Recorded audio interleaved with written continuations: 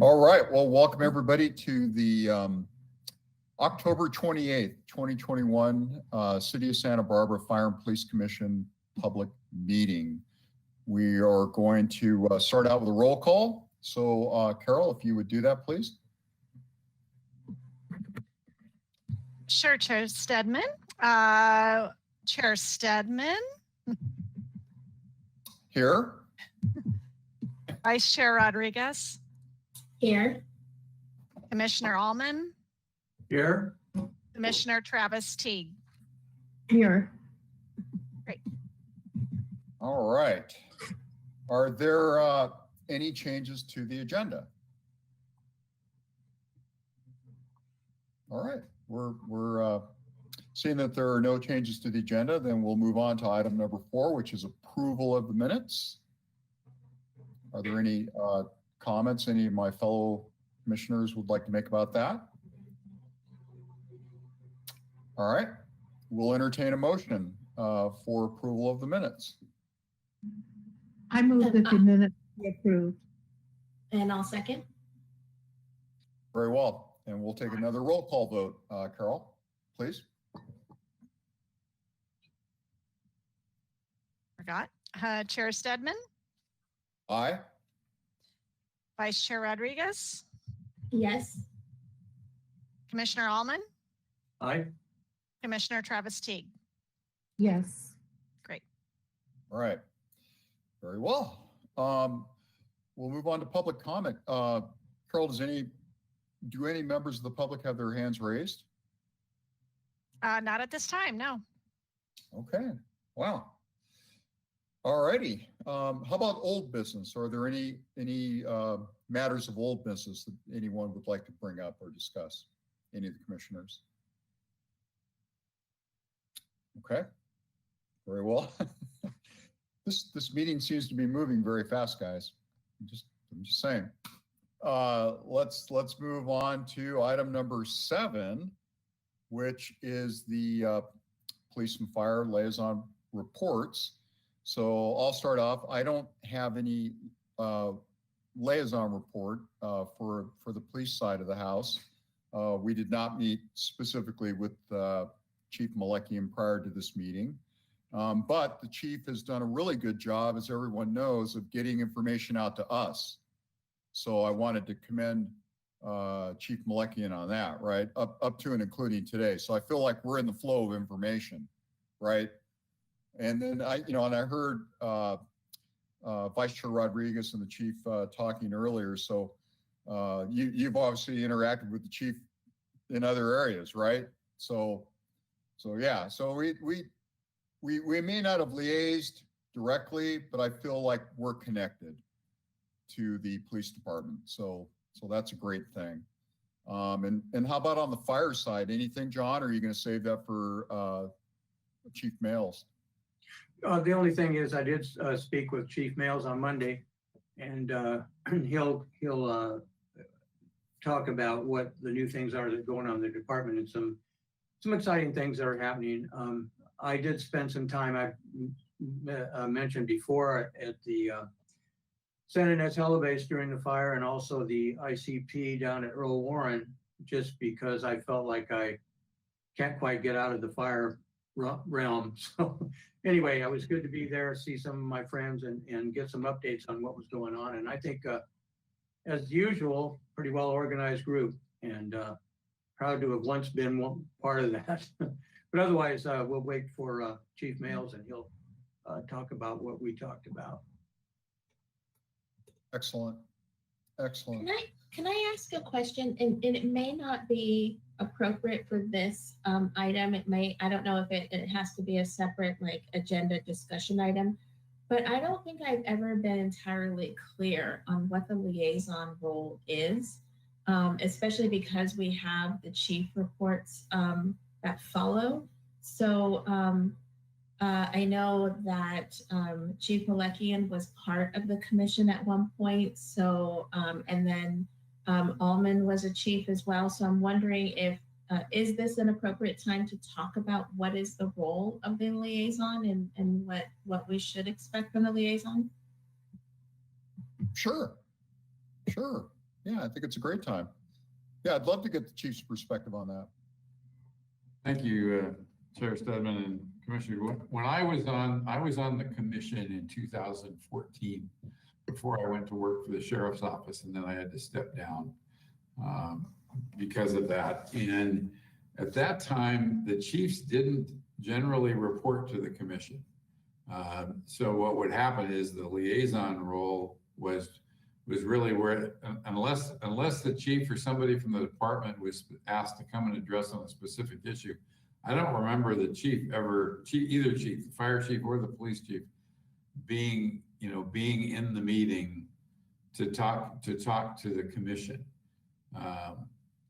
And so the liaison generally reported on their conversation with the chief. So in some ways, it's duplicated a little bit now. From a chief's perspective, just to be perfectly honest, I like reporting directly to the commission and answering questions. And I think the liaison role, it probably maybe is for more deep dive background things in case in case something comes up, and that liaison person would be informed. But that's just my 2 cents on that. Cool. Thank you. I was going to mention too that currently, I'm not able to go out and visit the fire stations very easily, but I want to and try to get the pulse on what's going on with the individual firefighters and the chiefs that I used to work with. But other than that, I think you're right, Chief Melekian, that boy, it's good to hear it right from the chief's voice, because they can expound on it better than I think certainly I could. But I want to get out and visit the stations more and see what's going on and see how they feel, because that's the kind of stuff we might bring back to the meeting, Mm-hmm.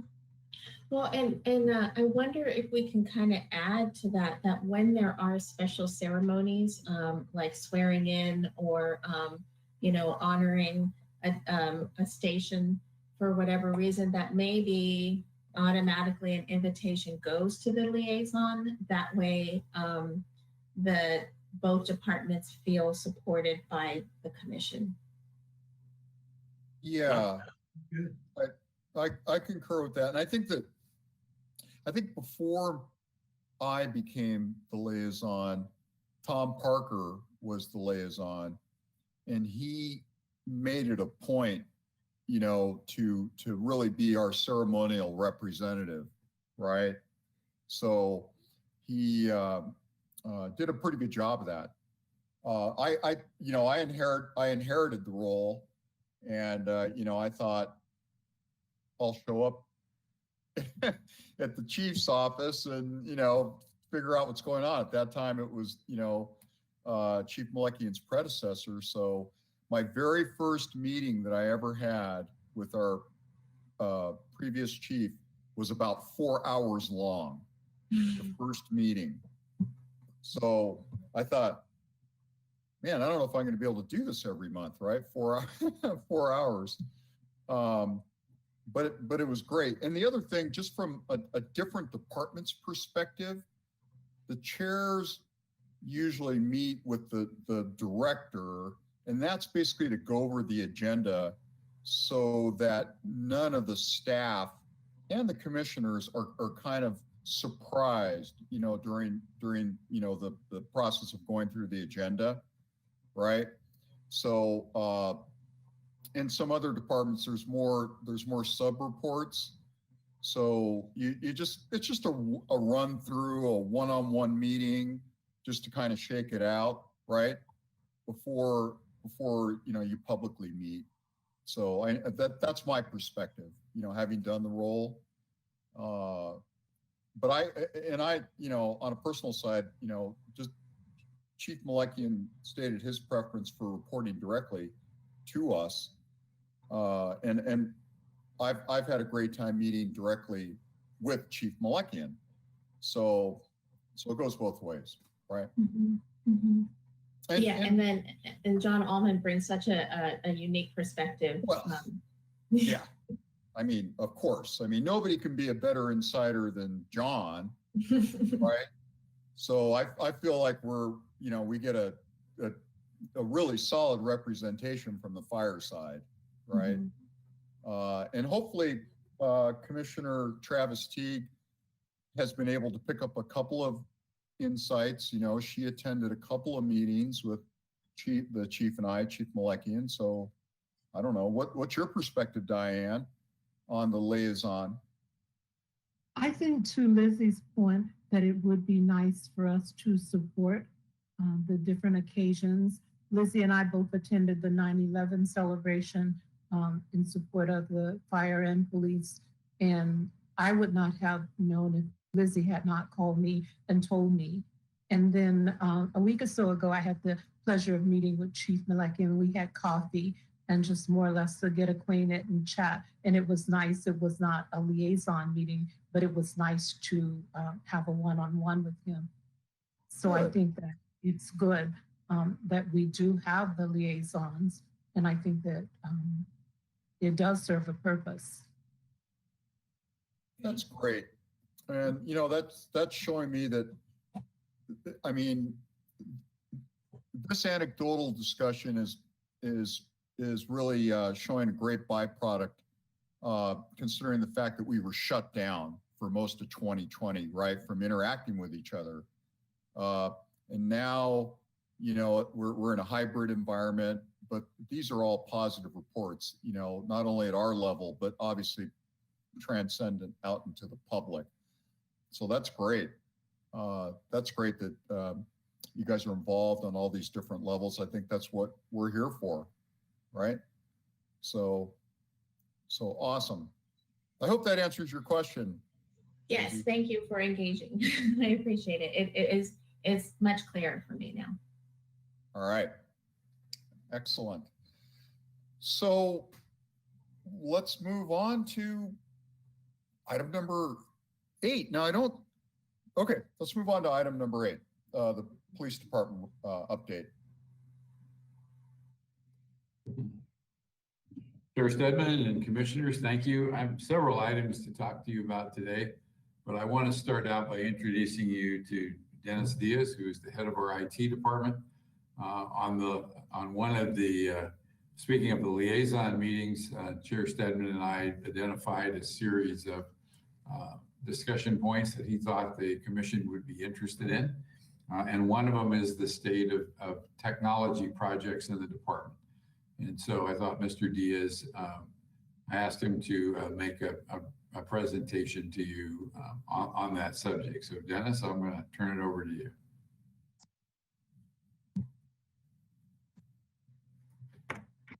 Afternoon, everyone. Glad to be here.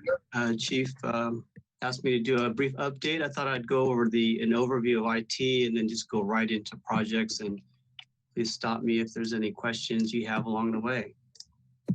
Dennis, it's Carol. Are you ready for me to make you presenter? Yes. Okay.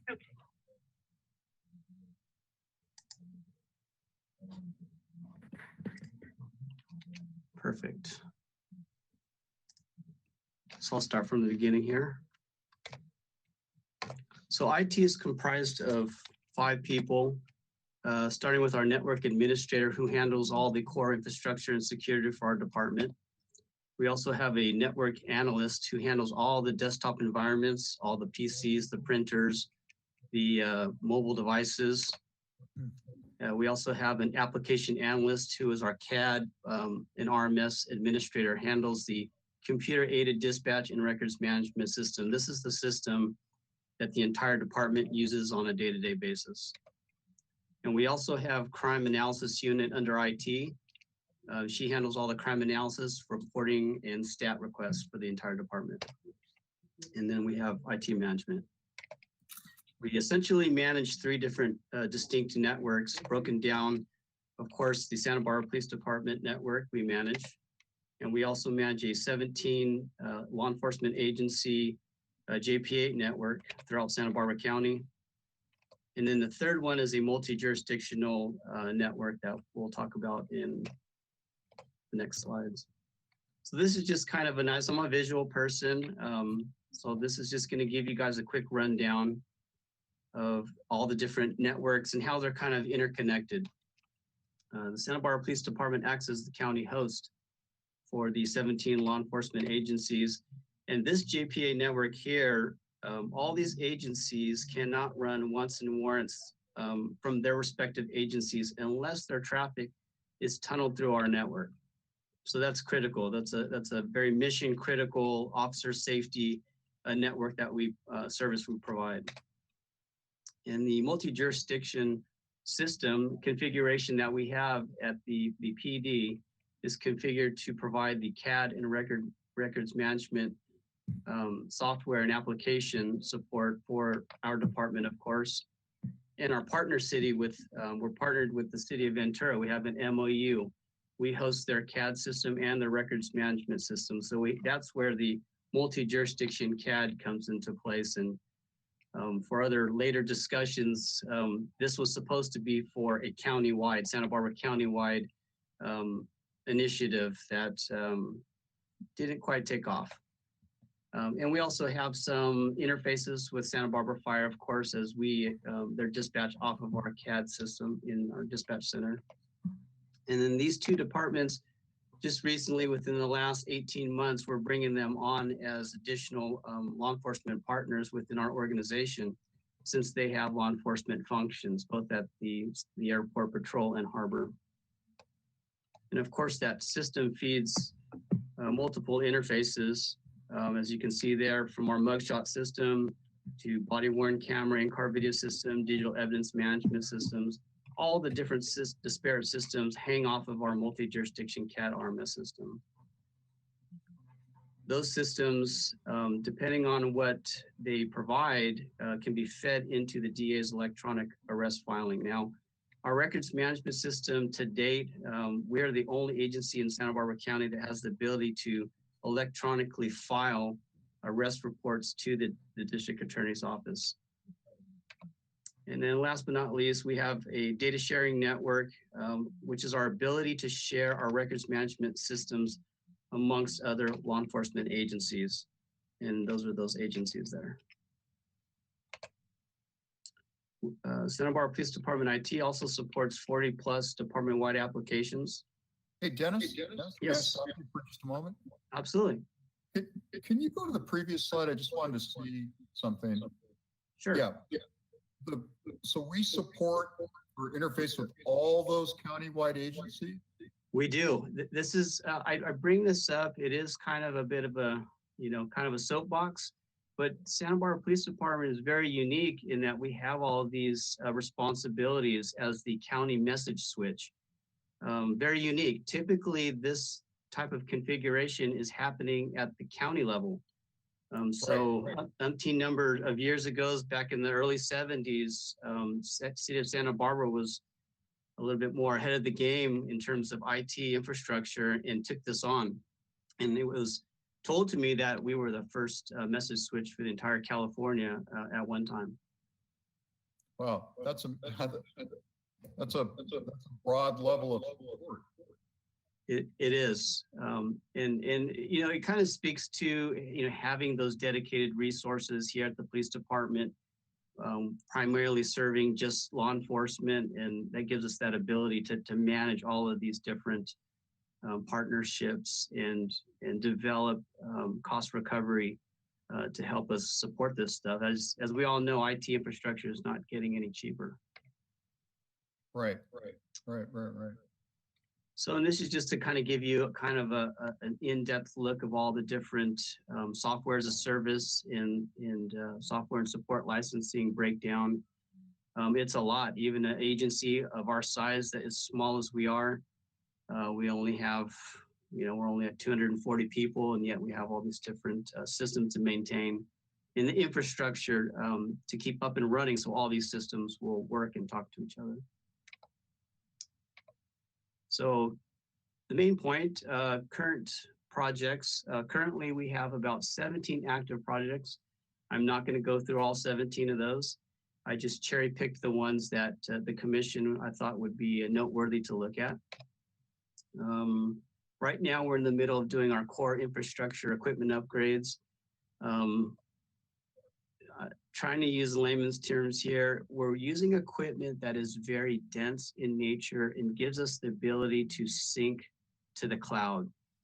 And the purpose of that was really to simplify administration. The IT infrastructure is only getting more and more complicated, and we're trying to find ways that we can take a step back and ease some of those complexities and make things simpler, less breakpoints to maintain and keep our 24/7, 365 infrastructure up and running. Cloud sync is a common term you'll hear. Basically, we're trying to make all of our backup data backed up to the cloud should the ransomware hit the police department or hit the city infrastructure that cascades into our network. We have our backup solutions in the cloud, and that's already happening as we speak. Security initiatives. You probably read the punchlines in the news. There's a lot of people getting hit, a lot of local governments, law enforcement agencies, unfortunately, are suffering from ransomware and cyber terrorism. So one of the things we're looking at is active monitoring, which is having, leveraging artificial intelligence in order to study patterns of users on our network. For example, if I know that employee X is not supposed to be at his computer at 11 o'clock at night and he's traversing our network to other machines, the AI technology could stop and mitigate those threats. So those are some things we're looking at. Unfortunately, what we're seeing is that these cybersecurity companies make a lot of their bread and butter off of for-profit corporations. So it's my roundabout way of saying they're very expensive. Disaster recovery is always on our radar.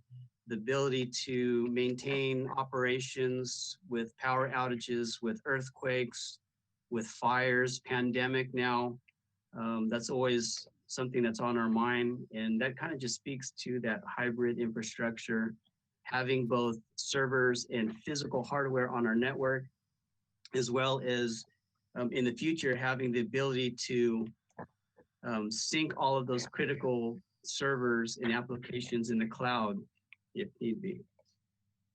And right now we have multi-internet service providers, since we have all those connections to all the different agencies. The internet has become everything to us now. We just can't survive without the internet. And so currently the police department has 3 official paths to the internet. We have a primary, we have a backup, we have 2 backups, 1 primary and 2 backups. And this third one or fourth one is Starlink, which is something that is going to be new, which is the satellite uplink for internet. So if we ever have all the buildings fold into the sea, one of the projects we're looking at is outfitting our comm van with a satellite uplink to the internet. And then we could run all of our critical infrastructure from the cloud and run all of our critical functions on the ground connected to our comm van. Let's see, one of the other projects is our national incident-based reporting. This is a compliancy that came down from the federal level, and it's making its way, permeating down to the different states. California's, we're not gonna call it NIBRs, we're gonna call it cybers, because California likes to do everything different. So we're working on that.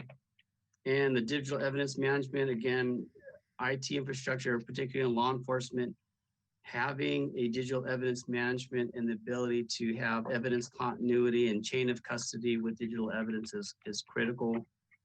Something we need, something we're going to continue researching. I know that the county folks are looking at championing a system for the entire county.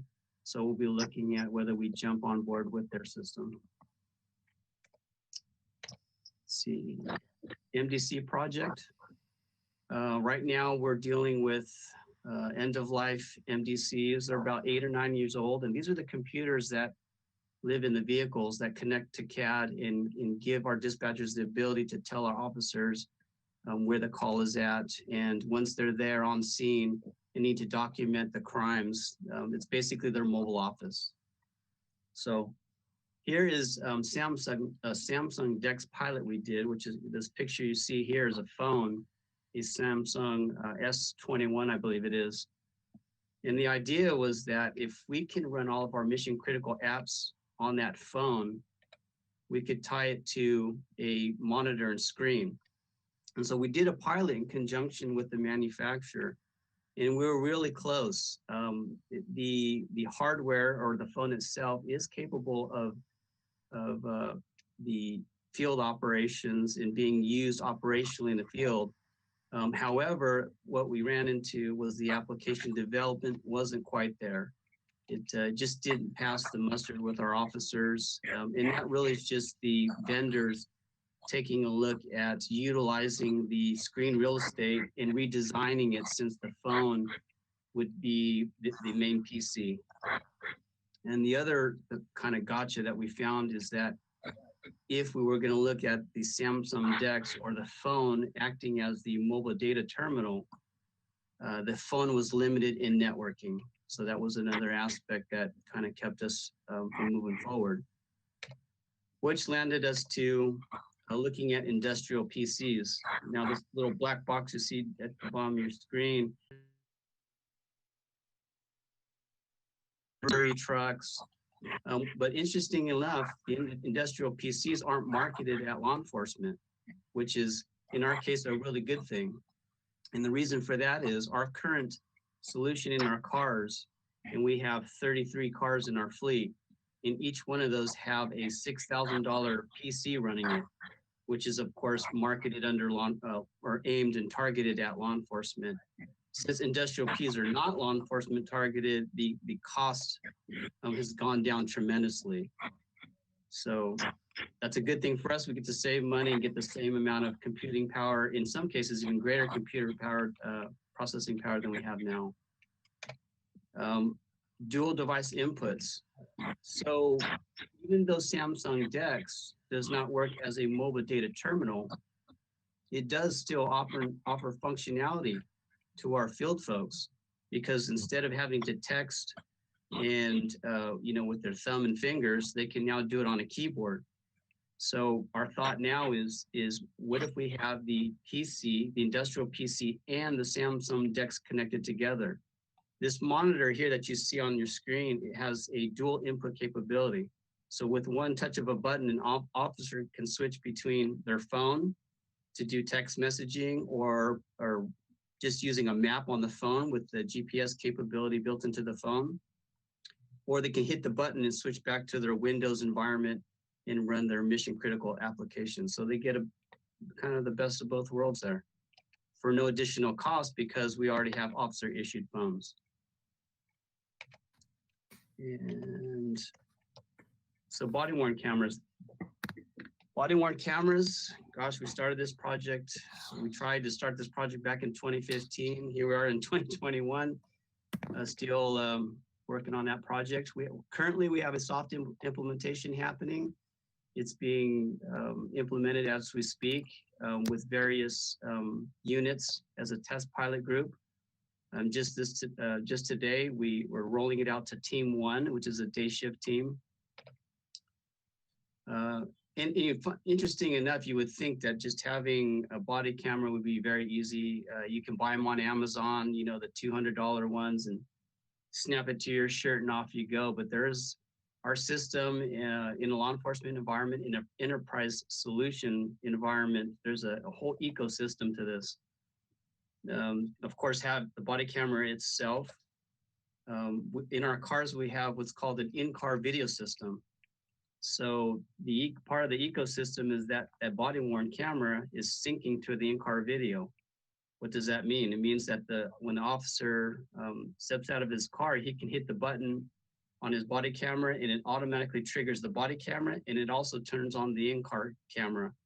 The in-car camera has two cameras within it, one facing forward of the vehicle and one in-cabin camera. In conjunction with that, our officer phones sync to the body-worn camera for two distinct reasons. One, to tag those videos. All the videos that the officers would collect, they're being told by policy that they have to tag the video, which is put the CAD call, the incident number, on the video, so that if we need to research or do an evidence discovery, we can easily find it by the case number. And then, of course, all of that data marries up to the cloud into our evidence library. And we estimate that our storage, digital storage growth will grow to about a tune of 300 terabytes over the next 18 months when we're fully implemented. So some of the challenges we had was the evidence discovery process. As you know, all this video, when it gets sent to the DA, that's a lot of data that we have to send to them. We have to process, we have to redact, and all the communication and work that needs to be coordinated between our agency and the district attorney's office to process that video. We also, I won't speak on policies, but that was definitely a challenge, getting us acclimated to using the system, learning the system, and then developing the policies surrounding it so that we're protecting the public, protecting our officers, and making sure that we have a system, not only from a technology perspective, but a sound use policy for the system. And the last thing was the data retention. So I said earlier, it's a voluminous amount of data, and that's just in field. We're not even talking about building cameras and closed circuit TVs. This is just cameras that the officers that will have at their fingertips. Hey, Dennis, I have a question. Yes, sure. So is there a reporting structure where you report up to like a city IT administrator? Or are you autonomously running all these IT activities? In terms of running our IT infrastructure, who do I report to? Mhm. I report to a commander. I do meet frequently with the city IT manager and now the city IT director. So we do confer on things that are standardized in terms of like Microsoft licensing, security practices, more organizational wide deploying of technology. But for the most part, we are completely autonomous. We have a segregated network. We operate out of a CGIS network, so all of our employees are background checked per CGIS compliancy. The city, the other technical folks in the organization do not have access to our network. So we're completely delineated from the rest of the organization. Does that answer your question? Yeah, it does. Okay. Thank you. And that's pretty much all I got. I can go back if anyone has any questions. This is I'm John. trying- I have a question about the groups that the city supports through their system, all the other county agencies that work through there. How do they control their security, or do you control it, or how does that work? We have a mutual security. We have firewalls on our side that firewall us from them, and we encourage that they do the same. So there's essentially safeguards on both ends. Thank you. Thank you. Yeah. I'm curious, your thoughts on if the SBPD is up to date with technology, or if we have some updating to do, or how about this? If there were no barriers, what would be something that you would add? I would say a lot of it tends to be funding related. The security one that I spoke of, one of the companies that I looked at was called Darktrace. They do the artificial intelligence. And again, they're doing security initiatives and security operations centers for Fortune 500 companies. And of course, being in the public space, being steward of public funds, we don't have the ability to just write those kinds of checks. So for us, I'm fortunate to work with some very talented individuals. So I wouldn't say that there's a brain drain or a lack of having staff that are knowledgeable. It's really about looking at some of those more advanced things that could protect us and deliver a better product. But typically that will come with a price tag. So a lot of it has to do with funding. And so the impetus for some of those, for like specifically with the JPA in those 17 law enforcement agencies, there's a substantial cost recovery that comes along with that to the tune of about 100,000 per year. And the partnership with City of Ventura also adds another 100,000 in cost recovery as well. So that's 200,000 a year that we take in managing those systems. But it was never meant to be a cost center. It was really about being having the community law enforcement, the collaboration, because it's not just the economies of scale in it, it's about sharing the data. But then we also have to take an honest look and say, these things cost money. And we have to cover our expenses. And so far there hasn't been this is now my 10th year managing this department. And I haven't heard anyone complain about, gosh, you're charging us too much. I've always put it at a price point and can prove that what we're charging makes sense to all the parties involved. Any other Thank questions? you. You're welcome.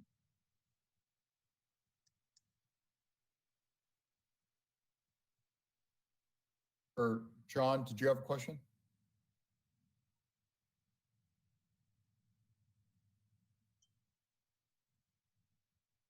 Okay, I don't think so. I thought he had his hand up before, but, No, I had that one question, that was it. okay. All right. Wow.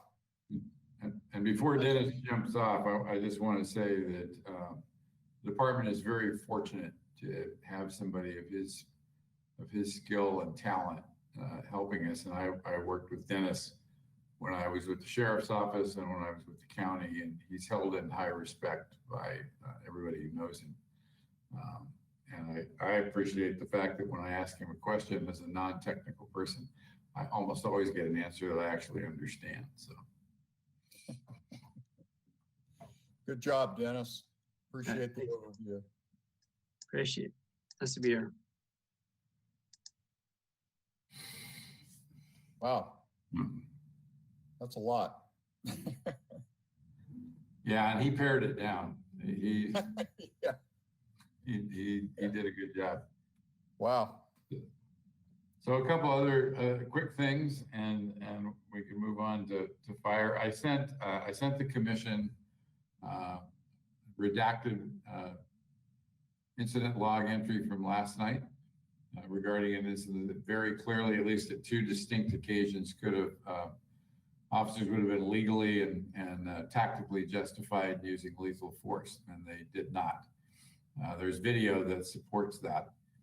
And I share it with the commission because as you're all aware, one of the things I've continually tried to drive home is that this is a very good department. And when you talk about things like reverence for life, they demonstrate it on a regular basis. So I wanted to share that with you.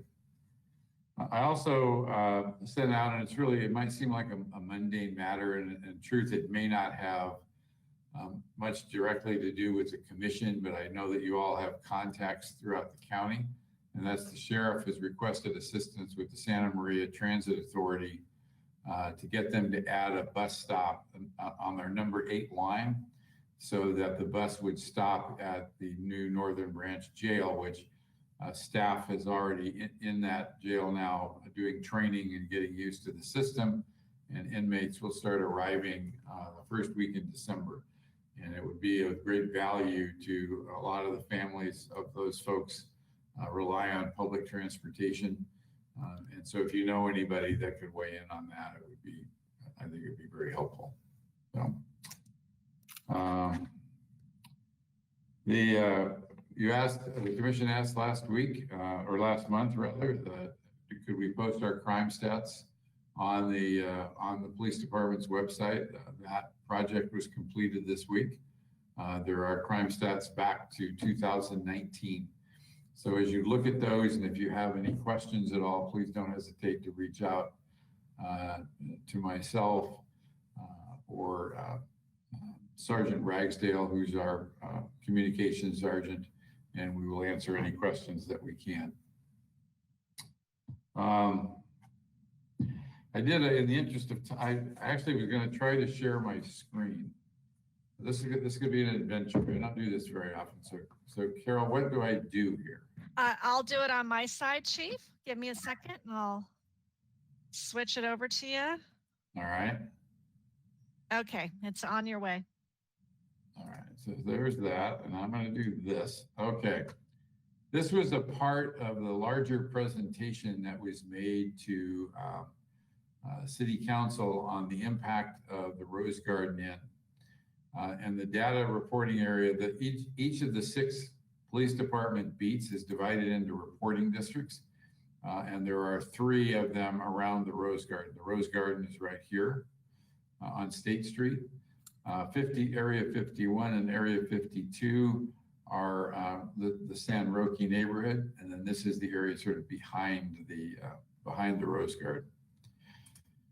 With regards to calls for service that are transient related, in that the caller or the officer determines that a homeless person is involved in this.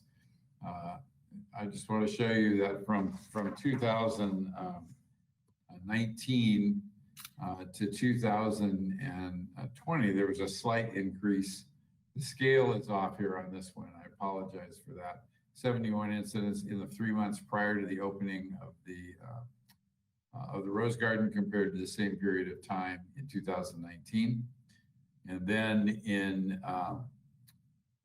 the 3 months after the opening of the Rose Garden, July, August, and September, you'll see a almost 48% jump here, and a pretty significant jump, almost double from that same period 2 years ago. We did not use 2020 because of the fact that it was really kind of an outlier year for a whole bunch of reasons.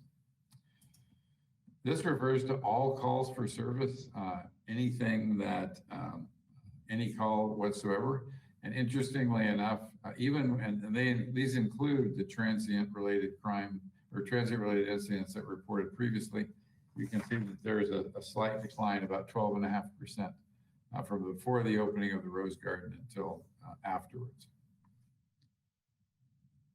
With regards to specific crimes, that is general offenses, these are incidents that were represented some kind of a violation, or they were of enough significance to generate a formal report. And you can see that before the opening of the Rose Garden compared to 2 years ago, there's virtually no change.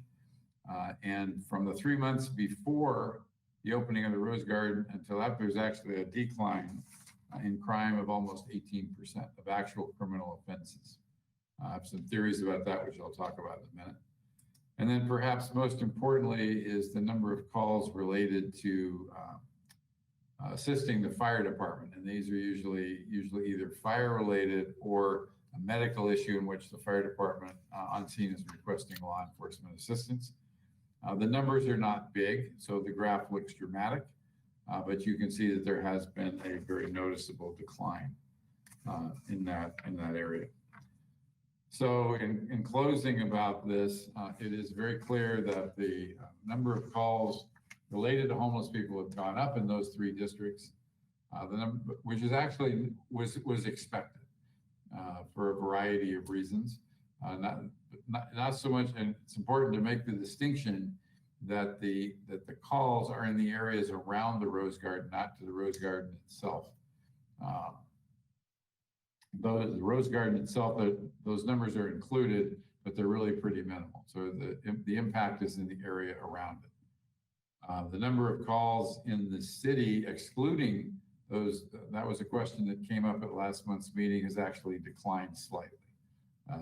1,585 incidents to 1,562. And then calls for service and all activities has gone down, but citywide it has gone up slightly, as you can see here. And then we talked about the general offenses. One of the more interesting numbers with regards to this, and this is just one I parsed out of there, with respect again to those 3 reporting districts, the number of drug-related offenses in the month before, the 3 months before the opening of the Rose Garden compared to the 3 months after, declined pretty significantly. And there's a couple of reasons for that. One is probably the nature of that location, which was a problem area for drug offenses before it was converted into a homeless shelter. And now it's not. It's in a place where there's more monitoring going on. And Carol, you can take the screen back. That concludes that presentation.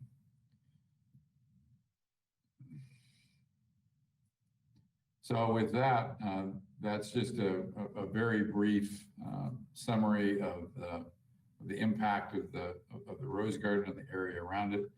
I think there's no question that the Rose Garden being there has impacted the neighborhoods around it.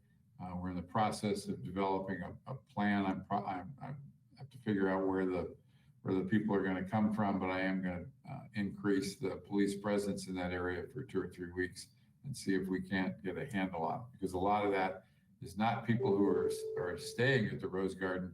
It's people who are coming up there to see if they can get in, or people who know somebody who's at the Rose Garden, and so we're on that. And with that, I'll entertain any questions from the commission.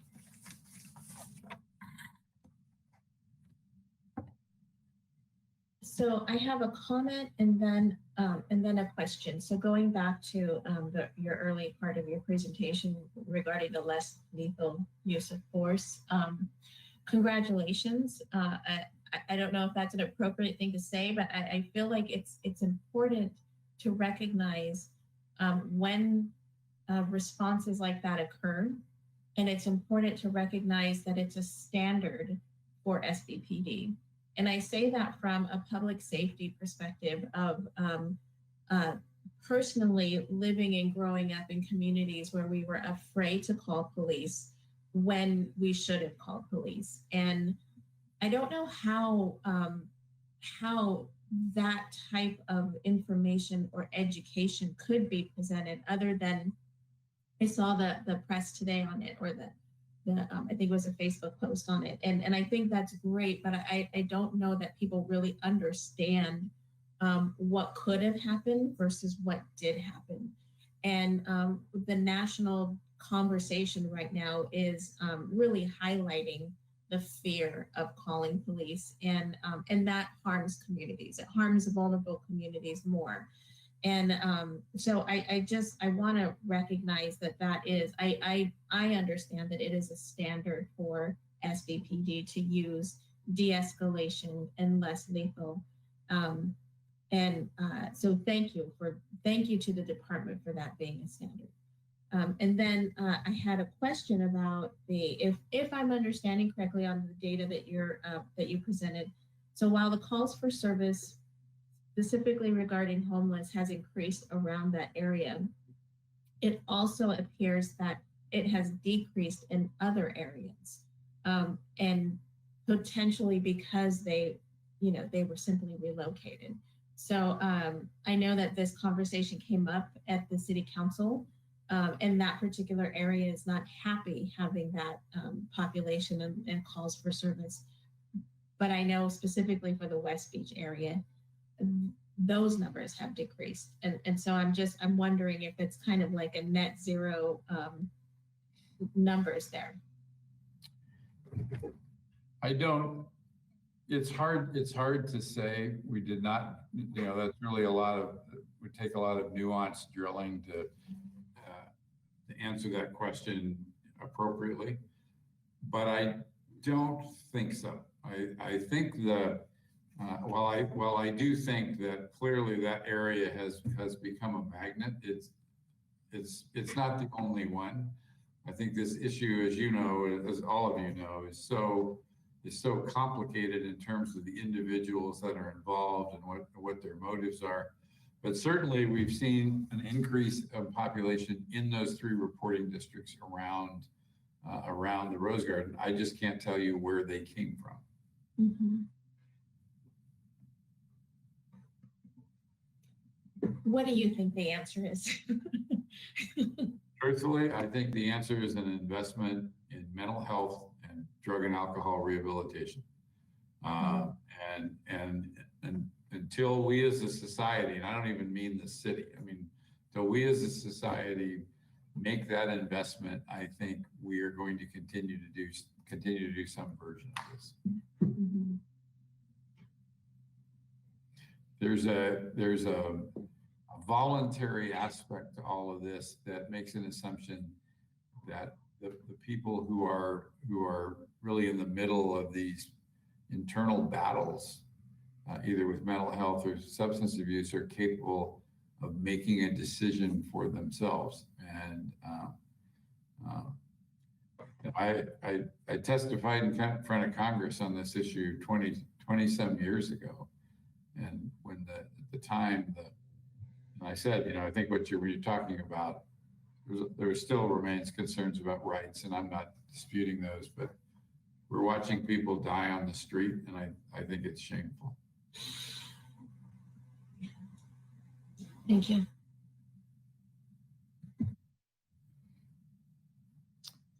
I was just going to mention, Chief, that yesterday's event is a perfect example of what could be done in a real teachable moment. I hope everybody on the force can see that, see the videos and see what went on, just because it's so important. And I have to tell you, I listened to part of that and I was impressed. As I said in I think in my email, I've been struck by this. I've only been here 7 months. And this is probably the 6th or 7th incident like this. This is not an aberration. This happens repeatedly. And that's really part of the message I've been trying to get out.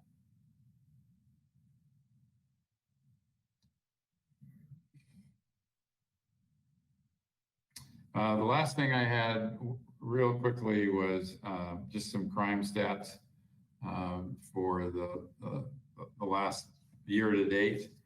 Violent crime continues to decline. It's down 3%, which essentially is about where it was last year. But property crime is up slightly, actually more than slightly, 13%. And it's driven largely by commercial burglaries and theft from vehicles. And so there's a lot of the commercial burglaries are really part of rings, and we continue to make arrests. We're optimistic that's going to start to turn down. Actually, it turned down this last month. And then the interesting one, and I talked about this at county law enforcement yesterday, was how dramatically the gang issues have declined. Our gang incidents, which are defined as those things which, those actions which specifically advance the interest of a criminal street gang, are down 63% year to date. And the number of incidents of what are called gang related, which means it generally means that it's an individual gang member who's done something, but it's not in furtherance of the gang itself. Those are down 53%.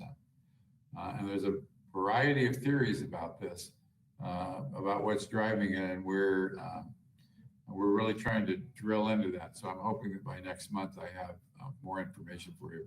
But it's interesting because in talking to the sheriff and the chiefs of Lompoc and Santa Maria, they're having just the opposite experience.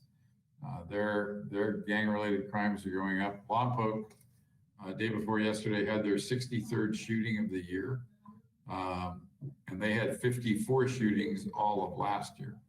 So that and Santa Maria is not too far behind them. So I can't directly say why yet, but I'm working on that. And that concludes my report. I have a question, Chief. How do you distinguish a gang-related crime that's not in furtherance of the gang?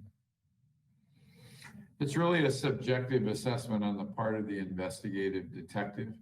It may come out of the interview of the person himself. It may be a matter of what the crime was. For example, if it's an assault, and what you gather, even though you know that the suspect is a gang member, but you determine that the assault was really driven by some family dynamics or some relational things. So you classify it then as gang related because a gang member is involved, but it's not considered a gang incident because it didn't further didn't further the interest of a street gang. I see. Thanks for that example.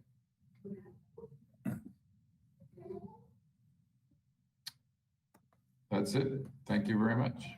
I will. Actually, I have a question. I'm looking at the Comstats right now, and I'm just curious, because we're talking about use of force. I see that July had 12 incidences, August had 21, and September had 5. And so I'm curious about the difference between 21 and 5. I'm sorry, where are you looking right now? I'm looking at the Comstats that you have on the SBPD website. For September? Yeah, it's the comparison of July, August, and September. So it's page 2. There?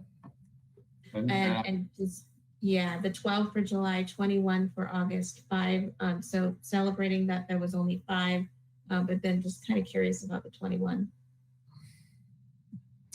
I don't have an answer. There's nothing.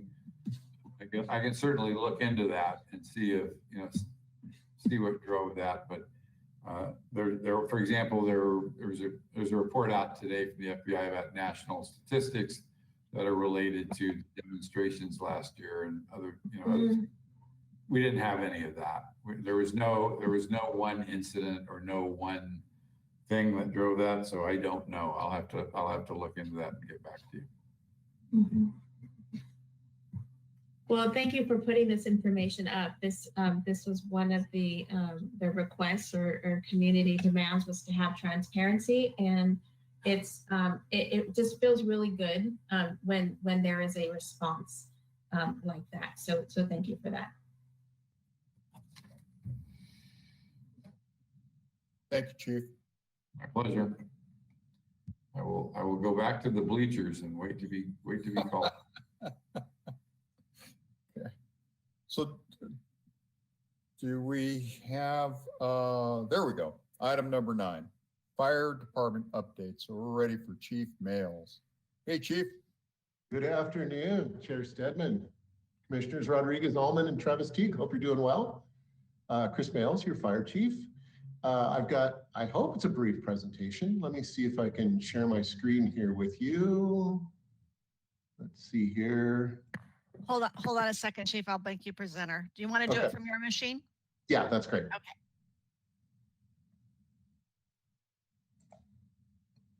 Okay, let's see here. Are you guys seeing that? Yep. Oh, great. Okay, awesome. This is my first time, I think, presenting on Zoom, so I'll need a little bit of slack, hopefully. So I've just got 13 slides. I wanted to update you on what the fire department's been doing for the last month. I do have some updated fire stats data that I'll share with you next month. But I wanted to talk a little bit about the activities of the fire department, especially our wildland season. I gave you a brief update on it, but I can share some updated data, numbers, and of course, additional fires. We're hoping this is the conclusion of the fire season, but remains to be seen. As you know, well into December, we see major conflagrations. So the wildland season is getting longer and more severe. So I'd like to think that perhaps the Alisal was our last deployment, but I'm not too optimistic about that. Let's see, we'll get right into the topics that I'm going to talk about today. We're going to talk about wildland season. We're going to talk about the Regional Fire Communications Facility. On October 5th, City Council voted to approve the fire department moving to the regional center. A couple of months ago, the commission asked for an update.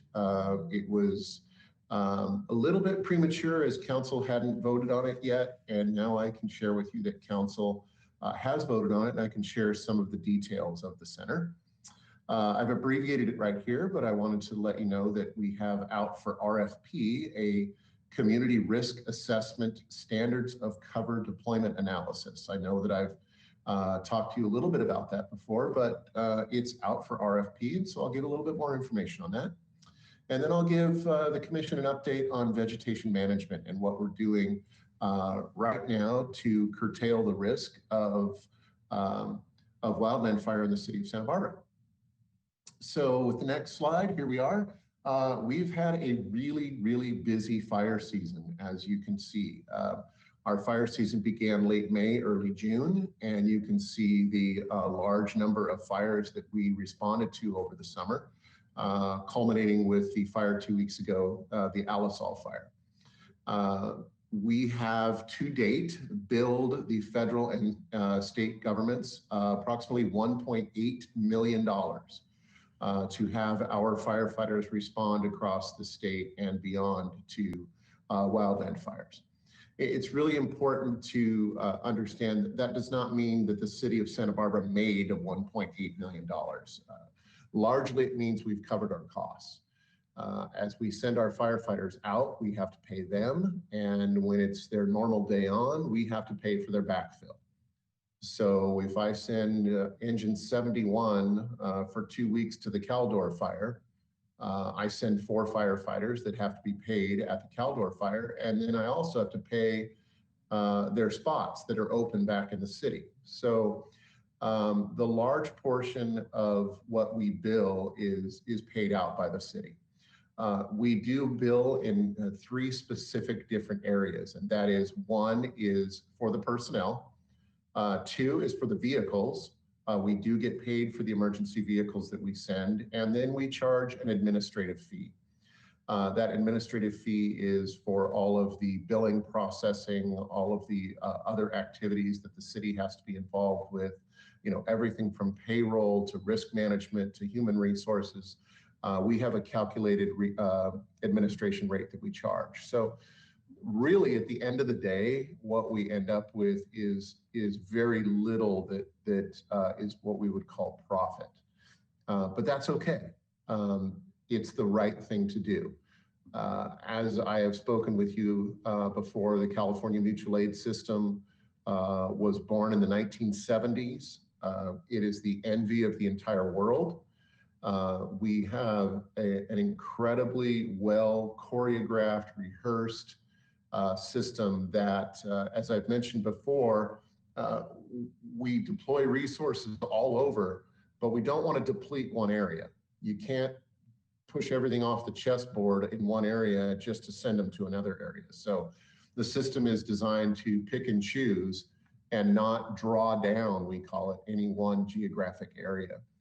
So we have what's called a drawdown. That means personnel. We send a maximum of 18 personnel out. And while you go, oh gosh, you have a staff of over 90, yeah, but that also means that, you know, not only are they out, but we have to backfill and cover for them. So now that's just your standard mutual aid assignments. If there was a major incident in the county or even in the tri-counties, we would far exceed that drawdown, that number 18. I'll just give you an example. When the Whittier fire hit a couple of years ago, we had the initial report that there were kids trapped at Whittier camp. We immediately sent 4 fire engines and a battalion chief as quickly as possible over the top of the pass to help with a potential rescue. And we had a large number of firefighters dedicated to the Whittier fire for a long time. But that was really a mutual threat area. There was a threat to the city. And of course, it was the right thing to do to send personnel to a fire so close. But routinely, we send about 18 people out. So we had something occur that was rather unique. We had one of our brush trucks, which is you know, one of the large brush type fire engines, not the ones you typically see in all the fire stations. I believe they made 6 crew rotations on the Beckworth and the Dixie fire. They were first on the Beckworth, then they went to the Dixie fire.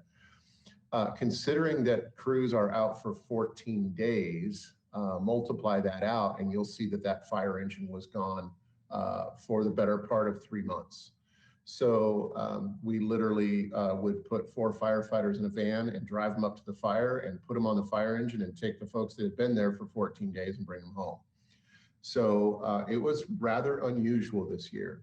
And as you've heard me say before, this is the sign of the times. You know, when I came on 28 years ago, you'd hear about a 20,000 acre fire and you think that was a big fire. And then it was 50,000, then it was 100,000, then it was 250,000. And now we've got major fires that are in excess of 1 million acres. So this is our new norm. But it is important that we have first responsibility to our own community, and we make sure that our fire protection is intact here in the city, and then we are happy to send our firefighters out. The last incident obviously was the Alisal fire. As you know, that incident started at the top of the Camino. That was a classic front country wind-driven fire, just march across the front country, and you can talk about the Gaviota fire, the Alisal fire, the Sherpa fire, the Whittier fire, the Paint fire, the Sycamore fire, to name just a few, the Cave fire. This is what happens. Fires start at the top of the mountain and they burn downhill with great ferocity. So it's what we're actually used to, and it's interesting because not a lot of firefighters across the world see those kind of fire conditions. So we immediately deployed to that. All of the fire chiefs in the county had a hand in helping support our personnel. The next day, I was actually up at the Taheguis landfill when the recycling facility was had fire activity on it, and we just made a phone call that the incident didn't have any additional resources, so made a quick phone call and got 2 fire engines and a battalion chief out of the city and just said, hey, come on up to the landfill, we need to take care of this. So that's what we do, and it's the right thing to do, and I'm proud to help represent the community and make sure that our boundaries go beyond the city. So this is just an example of how our boundaries go beyond the city. Next topic I wanted to talk about is the Regional Fire Communications Facility that was approved by City Council on the 5th of October. I want to make sure to explain that our firefighters right now are dispatched by the police department's combined communications center. They do an outstanding job for us. This is not a slight in any way, shape, or form to the police department, the dispatchers, Mr. Diaz that just gave a presentation that he oversees the fire side. This is all about improving the fire service and level of service to our community. As I've mentioned, our fires are becoming more frequent. They are becoming larger. They are becoming more difficult to manage. We go back to May's Loma fire. In a very short period of time, we had 22 fire engines at the Loma fire. That involves a massive coordination of resources. And I firmly believe and really stood behind the concept of bringing a regional fire communications facility to our county. I'm pleased to say that council approved the direction to approve the agreement and move it to the finance committee to decide where the money is going to be allocated from. The cost to the city of Santa Barbara is going to be $756,261. And that is based on call volume. So I'm going to go to the next slide and explain. Actually, I could probably do a better job by putting that. Let's see, is that better for you guys to see that? I'm sorry, I'm looking at my screen right now. Is that better, or was the other way better? What was the other way? Is it any, oh, if it's not any different, great. Okay, it just looks a little bit smaller on my screen, but it says full presentation. So as long as you're seeing it, that's great. The current system right now is we have 5 local government fire dispatch centers that exist in the county. They are the city of Santa Maria, the city of Lompoc, the county of Santa Barbara, the city of Santa Barbara, and Montecito Fire dispatches for Montecito and Carpinteria. That does not include Vandenberg Air Force Base or the Los Padres National Forest, the 2 federal jurisdictions. They are not going to be moving to our county regional center. So there's a total of 7 fire dispatch centers in the county, but let's just look at the 5. We're looking at bringing all 5 of those under one roof. There are 37 fire stations in the county. And the concept with the regional fire center is one call, one center. So we don't have to figure out whose jurisdiction it is anymore. We are going to do a complete boundary drop. As you know, the jurisdictions are lines in the roadway that you and I, as we're driving down the street, it doesn't occur to us that we've perhaps moved from the city to the county and back into the city and back into the county. But our system was set up that way. So we can do better. And all 37 stations would be dispatched by one central dispatch center, closest available resource, regardless of jurisdiction. So what does that do to us in the city of Santa Barbara on an everyday basis? So this is a map of our city. In red, you'll see our 8 fire stations. We have 7 in the city proper, and we have Station 8 at the airport that serves just the airport property inside what's called the airport operational area. But in this slide, you'll see that I've added 3 gray circles. Looking left to right, you'll see Santa Barbara County Station 13. They're located at 4500 block of Hollister Avenue. We have Station 15 in Mission Canyon, and we have Montecito Station 2 at Sycamore Canyon and Cold Springs. So what have we done, or what are we going to be doing on a daily basis when we move to a regional center? We are effectively going from a 8-station department to an 11-station department. So calls on the border between Mission Canyon and the city will now be handled by the county. In fact, if you were to just look at Santa Barbara County Station 15, you see our red Station 7 and Montecito Station 2, and just pick an imaginary call in a location on one of those streets and just look to see which station is closer. That's who's going. The city, county, Montecito jurisdiction, those don't matter anymore. So again, closest available resource regardless of jurisdiction. And again, that's the right thing to do. And effectively, as I said, turning us into an 11-station department on a daily basis. But it's actually going to do more than that. And when I say more than that, is here's a map of the county. And as I said, there's 37 stations. You'll see up in the upper left in white, you'll see the city of Santa Maria. You'll see the city of Lompoc down central by Vandenberg. And then you'll see down on the south coast, you'll see some white underneath those response districts. But most importantly, what you're looking at is you're looking at a county-wide response model. Those jurisdictions or those response districts would be handled by whichever engine companies are closer. They will be completely on automatic vehicle location, so they will be GPS dispatched. And again, if you saw my council presentation, I think what was really enlightening to the council was I used one of the most historic landmarks in the city, the Santa Barbara Mission. And you know, you'd like to think that the city fire station is the closest to the mission, but in fact, it's not. The closest by far, both mileage and response time, is County Fire Station 15. So a bicycle accident in front of the mission at 2201 Laguna is going to be handled by County Station 15. And that's, again, the right thing to do. Now, if you look at a much larger incident like the Loma fire, and I said that evening we had 22 fire engines on scene, under a regional concept with closest available resource, regardless of jurisdiction, we would not be having our city's fire dispatch center calling Montecito saying, can you send engines? Calling the county, can you send engines? The entire system would be fluid. Not only would we have the closest resources, but we would also have a really elaborate move-up system, what we call move up and cover. And that is, hypothetically, I'll give you an example. Station 32 in San Ynez, under the regional concept, would likely be moving up to the city of Santa Barbara the next time we have an incident like that.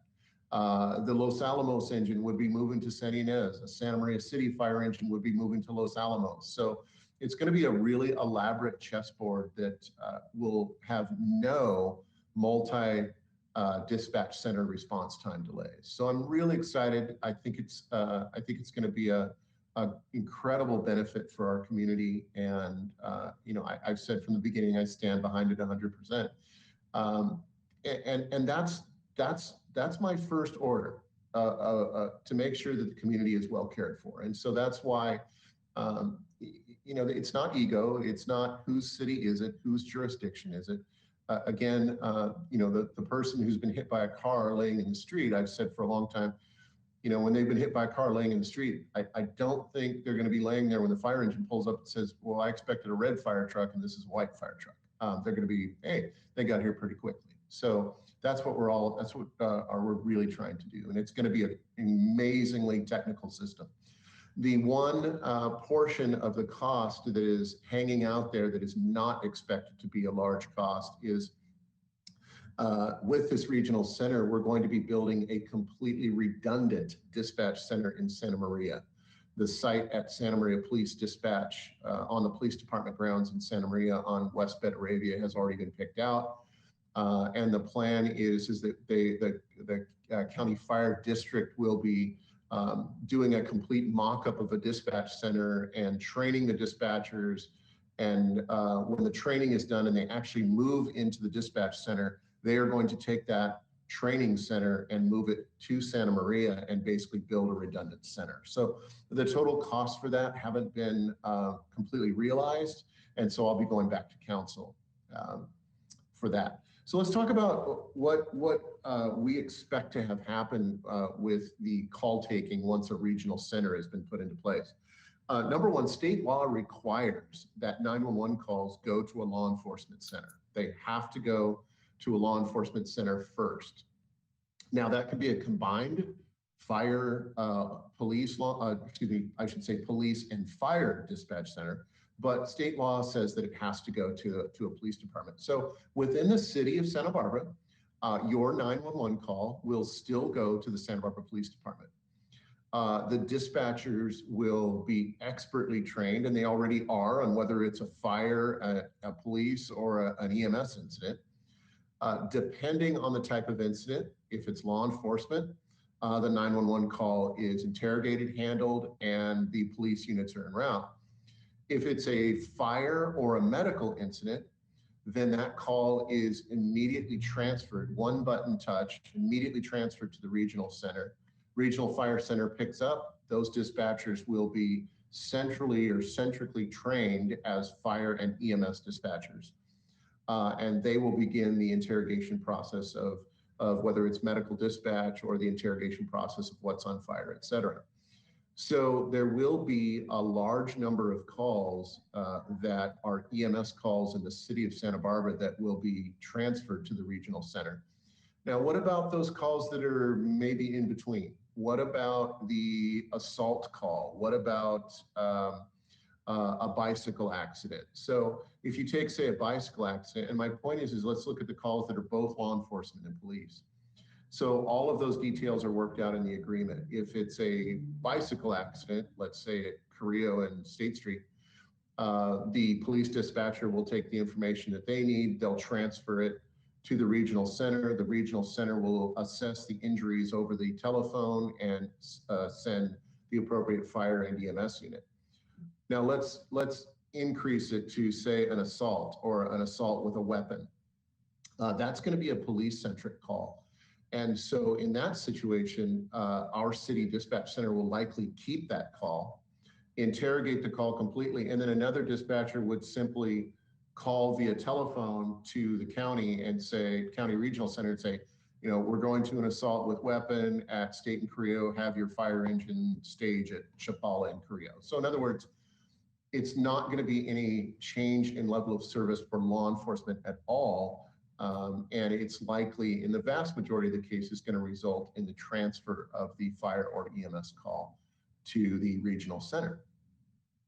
So that's how it's going to work. Again, one center, one call, and closest available resource, regardless of jurisdiction. And I can pick numerous areas around the city where another agency's fire engine would handle that call, and that's okay. That's great. So that's it on regional dispatch. I'll go on to the next topic really quickly that I wanted to update you on, and that is the Community Risk Assessment Standards of Cover Study. As I've mentioned earlier, City Council approved this as a capital project for the fire department fiscal year 22. And so I just pulled the overriding statement out of the RFP so that you can really get an idea of what I'm asking the consultant to do. And I'll just read it for those that can't see the screen or later on that are viewing this. The consultant shall conduct a community risk assessment, standards of cover analysis, to formulate recommendations for appropriate staffing and deployment of firefighting and emergency medical services resources, consistent with state and federal best practices. So a consultant's going to be coming in, they're going to be looking first at our risk. What is our risk? Every community has its own unique risk.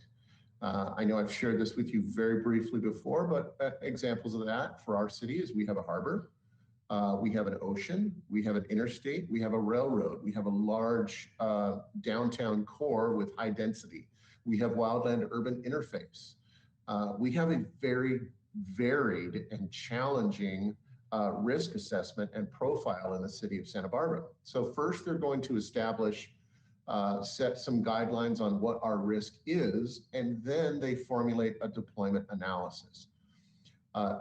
Are our 8 fire stations adequate to handle the risk that this community faces? Can we make any changes to the deployment of our fire apparatus? Could we become more efficient in some ways? And they would offer suggestions to that. I'll just hypothetically throw something out.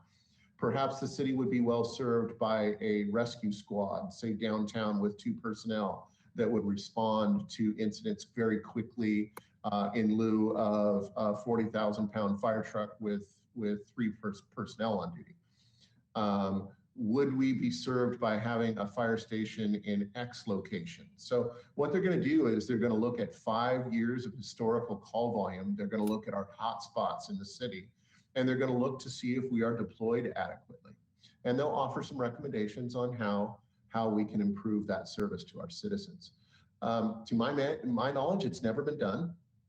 The former fire chief wanted to do it after the strategic plan was done. He was successful in rolling out a strategic plan. And so when I rolled in and he and I chatted, he suggested that we move this forward, and I couldn't agree more. So we're really going to get a really good objective look at what the community faces and how your fire department is poised to respond to those risks. So that's just a quick, and I guess I should give you a little more info on it. So it's out for RFP right now. We have a due date of December 10th. After that time, we'll be reviewing the proposed contracts, and we'll be making a decision sometime around first part of January. I hope that the work begins sometime around February, and it would be great to have it completed by May or June. We've got, of course, budget issues and budget deliberations and discussions. It would be nice to have some of the data at least coming out of this standards of cover study before our budget. But if you've ever heard me talk about stuff, I'm not someone to get stuff done quickly. As I've said, I'd rather get it right than quick. So if it takes a little longer to get a really good analysis done, then I'm all in favor of that. Last topic is our vegetation management.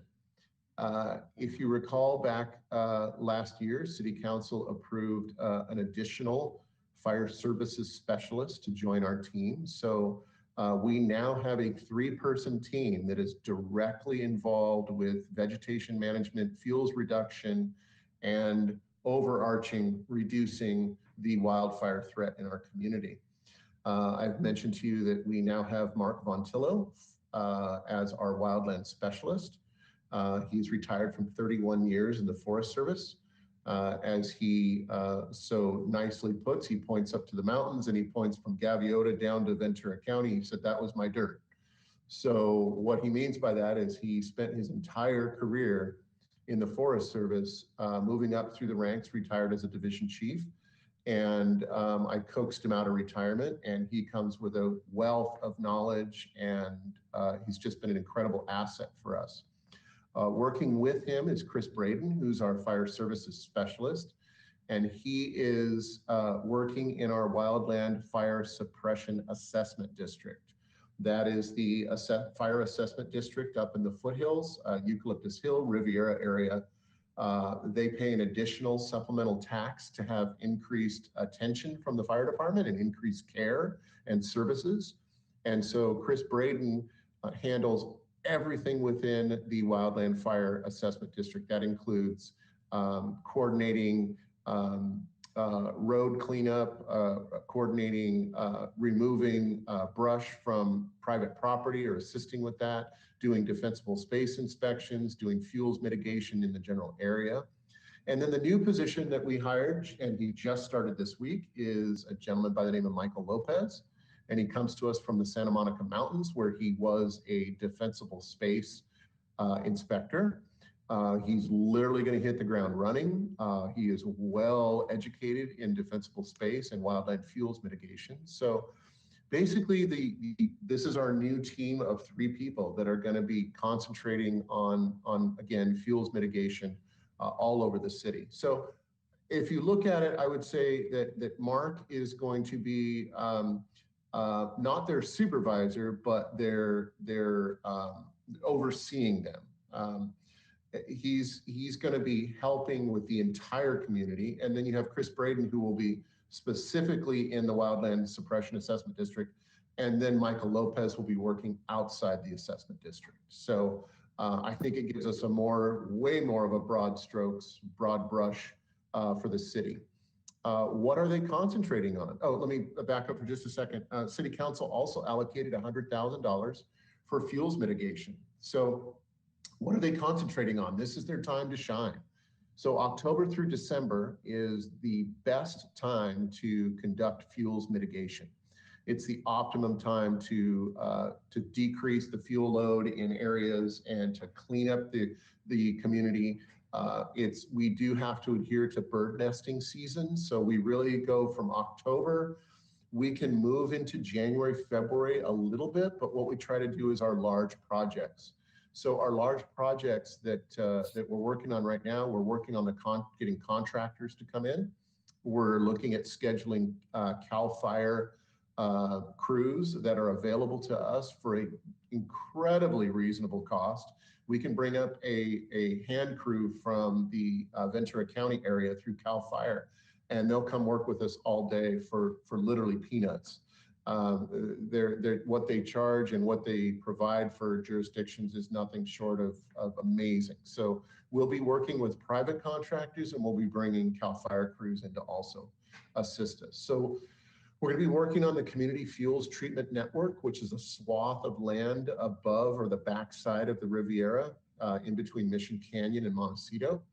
And one of the other projects that we're going to be beginning is the Honda Canyon area between Miramonte and La Cornilla and down into the north side or the uphill side of Cliff Drive. We're going to be working on mitigating some fuels in there. To my knowledge, it hasn't been done, but we're able to do this because council gave us the additional funding to do the work. So I'm really pleased and I feel really fortunate that we've been able to dedicate more resources to the community. So this team of 3 is going to be a force to be reckoned with to really decrease our wildland threat. So hopefully that was brief enough. I know I tend to drag on a little bit, but that concludes my presentation. I'll take it off and entertain any questions you have.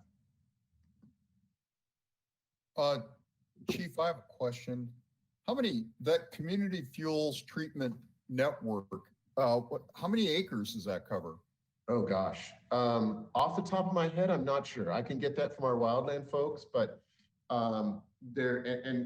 great question, but probably the larger picture is how much acreage do we have throughout the city? And you know, we think that the city is really built out, but there are pockets of vegetation that exist all over the city that we need to work on. So off the top of my head, I'm not sure how many acres it is overall, but I'll throw out a couple of other areas that are hitting our radar. And that is, of course, anything above Foothill Road. So anything in the wildland fire area, North On Terre, Northridge Road, you move down, not a huge wildland threat in downtown Santa Barbara, but you move over to the Las Positas Valley, Elings Park, West Valerio area, areas above Flora Vista Drive, again, Honda Canyon, you start realizing there's a lot of fuel that's out there. Campanile Drive. I mean, that's one. If you drive down Las Positas and look to the west up toward the Wishbone, you see there's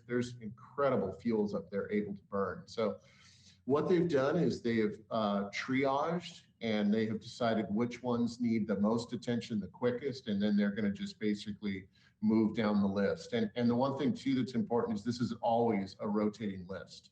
Once you do fuels mitigation, you can't just leave it for 50 years. You're going to have to go back and clean it up and clean it up and clean it up. So yeah, they've got work ahead of them. That is a big job. Now, and again, it's important to note that, like I said, I'm just so fortunate that council allocated the additional funding to us, because while we would love to use CAL FIRE crews all the time, and again, it's a fraction of the cost, as soon as they're deployed to an incident, then we don't have them anymore. So we have to use private contractors. They're really reasonable, and some of the vegetation management contractors in this community are outstanding. They're very reasonable, and they get an amazing amount of work done very quickly. So if you kind of think of, our folks won't be out there cutting brush. They'll be coordinating with either contractors or CAL FIRE to just kind of oversee it and give them kind of the overview of what they're looking for. Got it. Good. Chief, Especially up above Flora Vista. Make sure that area gets taken care of. Yeah. My mom's up there too, so yeah. Chief, I think we spoke to this, the cohabitating the EOC with our regional center, the county EOC, was that something that was mentioned? So you're talking about where the regional center is going to go? Is that right? Yeah. So great question. Thanks, Commissioner Allman. So if you go to the County Office of Emergency Management, the building is on Cathedral Oaks, just about maybe a 1 mile west of 154. If you know where the county schools building is, the county fire department is there, and right below it is the County Office of Emergency Management. They have a nice footprint, and they actually have a section just to the west, or if you're looking at the front door of the facility, just to the left, is where the regional center is going to go. So it's basically going to be on the same geographical area as the Office of Emergency Management.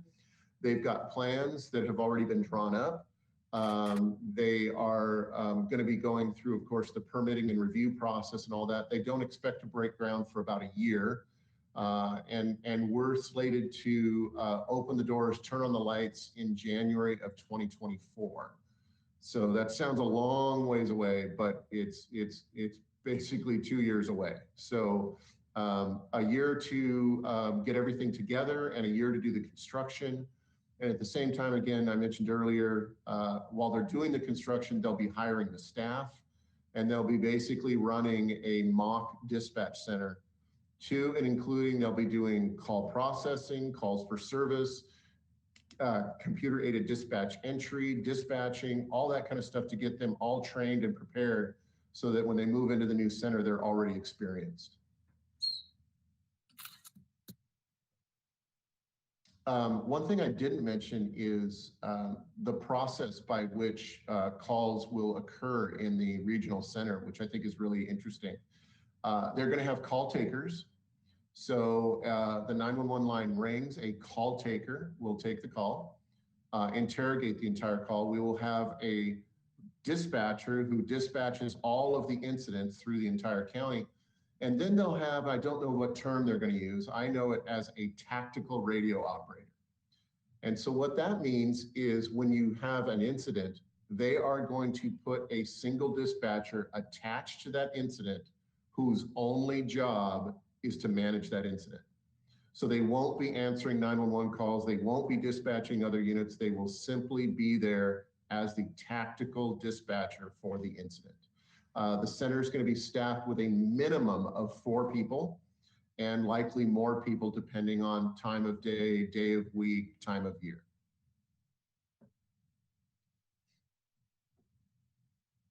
As I've mentioned, I have the utmost confidence in it. I think it's going to be an incredible addition for our community. Excellent. Any other questions, commissioners? Just a wow. That's a lot. I think when just the average citizen here or a community member, we think of city fire as driving down the streets and putting out house fires or rescuing cats from trees. But I don't think that we often think about the wild land and the vegetation space and the efforts you take to prevent these types of fires that can be catastrophic to our communities. So I'm just very impressed and in awe.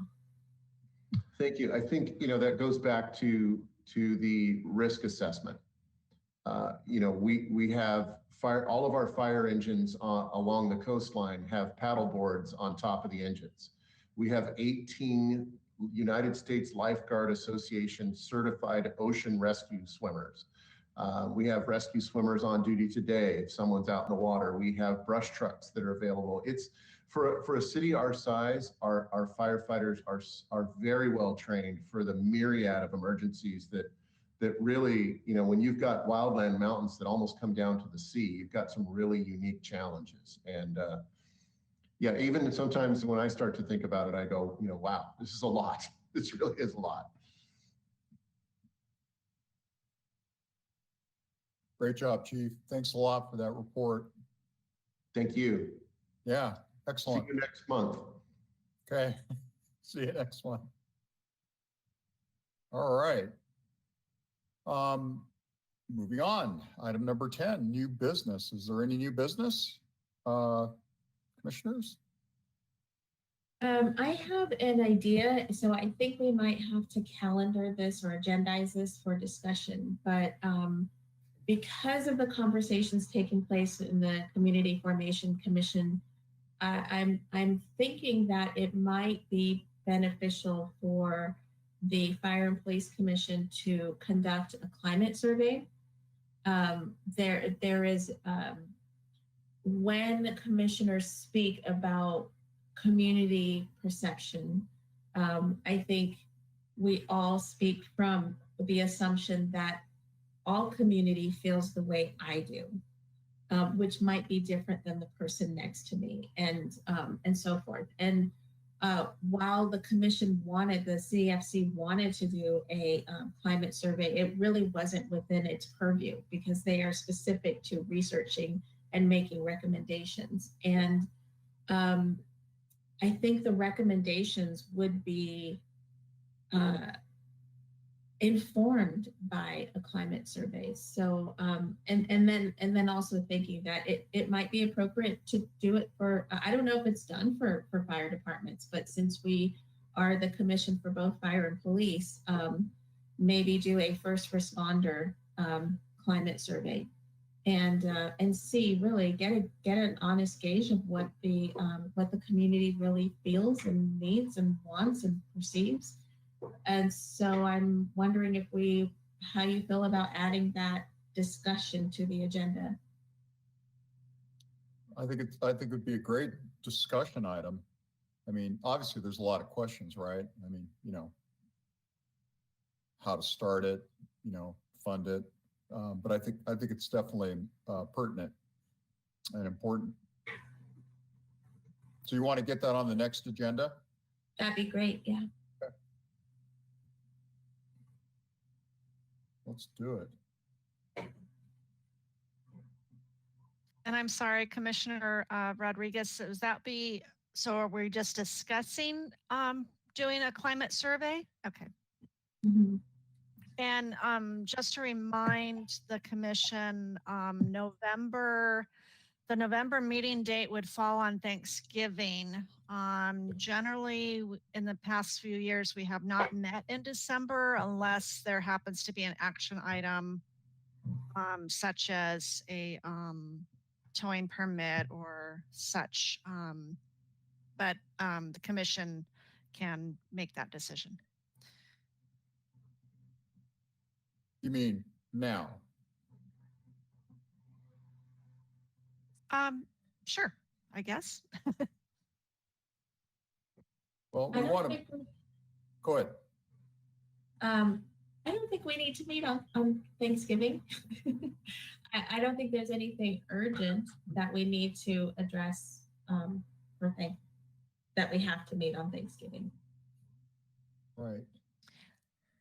I agree. What I'm saying is generally, if we have met in November, we would move the date to the week before or something. Oh, okay. I'm trying to remember. I think in years past, and it may have just been because one year we had the Thomas fire, and then and another year it was in the middle of the height of COVID. So I think we may have skipped both November and December. So I don't know, because I think those are asterisked as optional. That's correct. So maybe we should meet one more time before the end of the year, right? We just have to figure out what day. It's 1, 2, 3, 4. Week before Thanksgiving, or what day would that be? That would be the 18th. That'd be the 18th.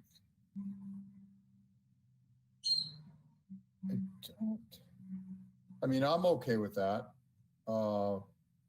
Commissioners, or if I could interrupt, I apologize.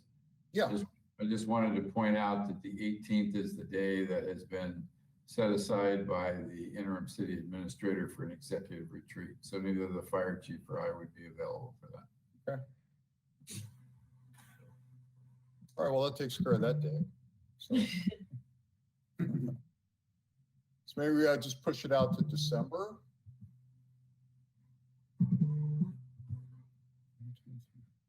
Early December? How do you feel about December 16th? So it would be skipping November and then pushing the December date 1 week early. I'm cool with that. I'm looking at the calendar right now. So John is, I am, you are, Lizzie. How about you, Diane?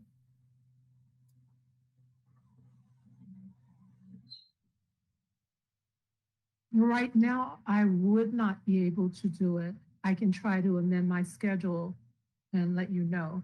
But at this moment, no, I could not do it on December 16th. Okay. Well, what do you think? We should get it on the calendar anyway, right? Yeah, Mhm. let's do that, Carol. All right. Thank you, Chair Stedman. And Chair Stedman, that would be your very last meeting with us. That's it, guys. Yeah, that's that. We need a Yeah, we need to honor. Obviously, yeah, I want to get another meeting on the calendar. I wasn't planning on this meeting being my last. I'll still be around. What I plan to haunt you guys is from the Harbor Commission, I'll get assigned as liaison to the Fire and Police Commission. So there you go. We'll There build, it is. build the bridge that way. So, I'll be around. Great. I'll definitely be around. So don't celebrate yet. Okay. Wait. Okay, everybody just wait. Great. So December 16th it is. Diane, you got to be there. You got to be there. It's a possible party. Okay. Celebration. We all might have to come dressed as John Stedman that day. I will do my best. I would not want you to leave without saying farewell. Yeah. Oh, that's nice. That would be hilarious, Lizzie. Mhm. If you do that, that'll go down in the annals of commission history.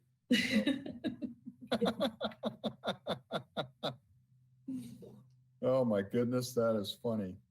That is funny. We do have a vacancy otherwise too.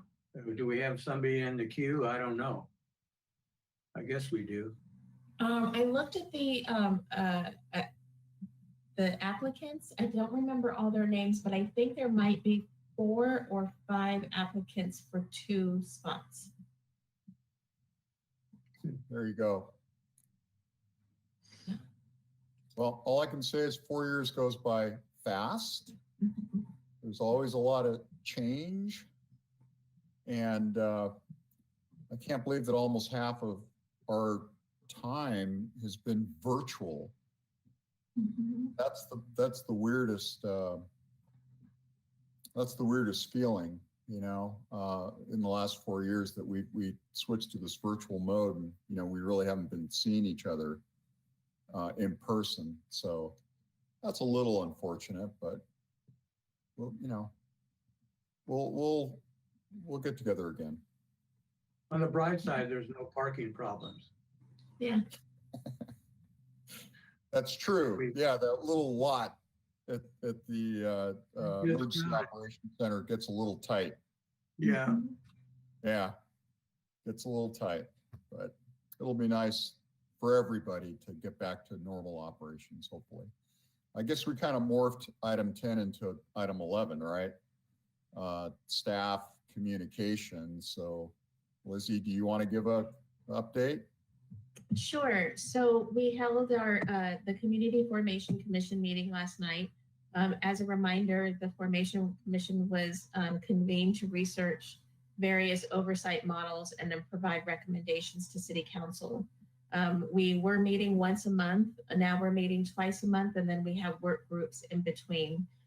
So the folks that are participating, we're spending about 10 plus hours a week on this. So folks are very committed to the process.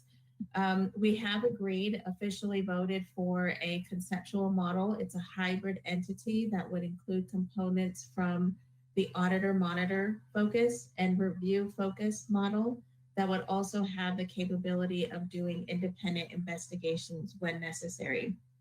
So in brief, what that means is the auditor monitor would look at data, trends, stats to see, you know, is there a need for policy change, or what is there a certain trend occurring in one area of the city versus another, or you know, maybe comparing it to national. So it's looking at it from a meta, and then the review focus reviews maybe cases or files that have been investigated by the internal investigation, looking at it maybe, let's say this hasn't been decided, but let's say it's anything that has to do with the use of force or a allegation of discrimination. So those cases would come to the commission for review, look at the investigation findings that were done internally, make recommendations. Maybe they noticed that one person wasn't interviewed, so make recommendations and you know, around that particular investigation. And then the independent investigations when necessary. The Formation Commission recognized that doing a thorough investigation takes a lot of skill and experience, and that wouldn't be something that the common community member would have. So if we want to keep this community based, we would then have to outsource or hire a contractor who is experienced to do that type of specific investigation. So that's the hybrid model that we've agreed on. The meetings, I would say the last 4 meetings have been focused on the brainstorming process. And we're brainstorming the purpose of the oversight body, what the commission, how it would be comprised. So looking at demographics, diversity, do they need to live in the city or county, you know, things like that. Training, what type of training would be necessary, suggested or recommended versus mandatory? How much time should we expect a commission to be engaged in training? And I have to say, from my experience on this Formation Commission, there's a lot of education that's required to do this effectively. last night we worked on authority. We brainstormed what are the role, what is this oversight body allowed to do or expected to do? What do they have access to? So in this brainstorming process, we're not agreeing to anything. Quite actually, I think there's a lot of disagreement because it's a diverse group. But we're in the no idea is a bad idea phase. We're starting to funnel down. So last night we also started to take that brainstorming of the purpose, for example, and started to refine it and really just streamline the brainstorm into more of a presentable action item. And then the next round will be developing official recommendations that we then present to the community through various means. It could be video, it could be on public access or online. We want to host, they're called community cafes, but essentially focus groups to get community feedback. Then we would take that feedback, add it to the recommendations that we proposed, refine it, and then make the official presentation to the city council. Originally, our timeline was going to be presenting all of this information to the community probably about now, so November through maybe January, but we recognize that was just not very realistic considering the amount of time and we want to do this right. We don't want to rush it. So more than likely that March timeline would be pushed back several months. We haven't officially voted for that to happen yet, but we're looking at it being past March. We've had 2 commissioners withdraw for various reasons, but we also had 2 folks who were, I don't know the official term, but they were basically on a wait list waiting to step in when necessary. So we do have a full commission of 13 members. And as a reminder, the commission is comprised of retired police officers, retired probation officers, retired and maybe current attorneys, counselors, folks who work with incarcerated people, folks who work with students with disabilities, who have quite a bit of interaction with law enforcement, folks who represent the homeless community. So it's a very broad, diverse group. I've said this before, but I think the council did a wonderful job appointing, selecting folks to be on this commission. And just as a sideline, one of the commissioners, Louisa Woods, and I visited the police department a couple of weeks ago. I think we made 4 or 5 visits, and we attended the briefing to give the officers an update on what the commission is doing. And we specifically wanted to do that to make sure that the department and the union knows that their voice is important and it's valuable, and the department is part of our community. So we didn't want to separate it. It seemed to be well received. We're going to be going back next week to present to the brand new officers that had just been sworn in. And we've had a couple correspondences via email with folks who attended. So I'm hoping that we're creating a bridge so that, all voices, all perspectives can be included in the process. Well, I want to commend you on a very thorough, I'm assuming it's pretty extemporaneous report on what what's transpired right at that level. I mean, just by comparison, I was in a business brainstorming session on strategy yesterday, about 14 people for 4 hours. And it's the difference is I got paid to do it, right? Number one. But number two, when you end up with a whiteboard of 14 people and input, and one person was on a screen from Atlanta, that's a lot of detail that gets developed by that many people in that period of time. So for you just to reiterate that is a lot of work in itself, and it's commendable that, you know, I mean, none of you are receiving any compensation for it, right? Let's not forget that. Everyone in actually, public. It's not a big amount, but I will have to say the council recognized that for some folks, attending and being part of this commission would be taxing for childcare or missing Yeah. work. And so the council has given a stipend of $50 per meeting that folks attend. So there is compensation to cover the costs associated with attending, but it's definitely not, you know, a means of like viable income. Yeah, well, it's $5 an hour based on your 10 that you said you're spending. Yes. So.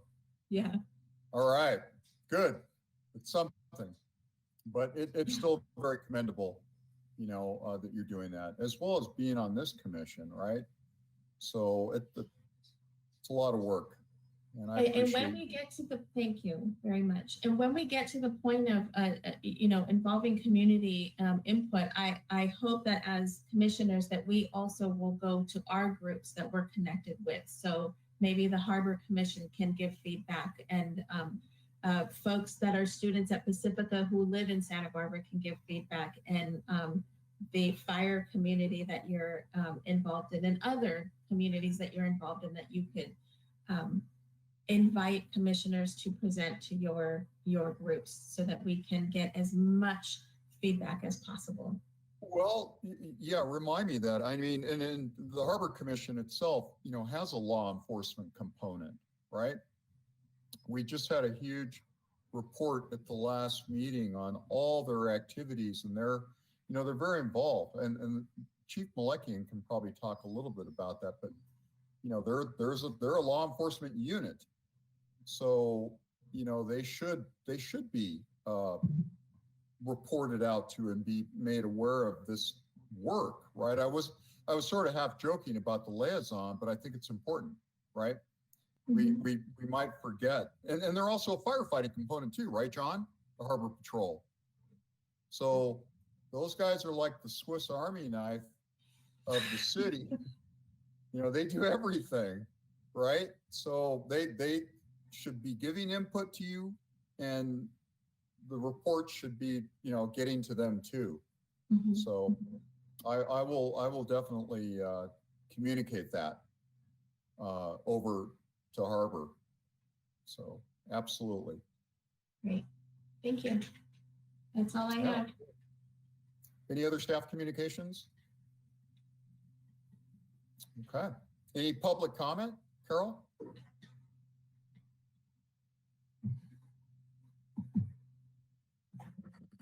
No, Chair Stedman. All right. We will move on to item number 12, which is adjournment. Is there a motion for adjournment?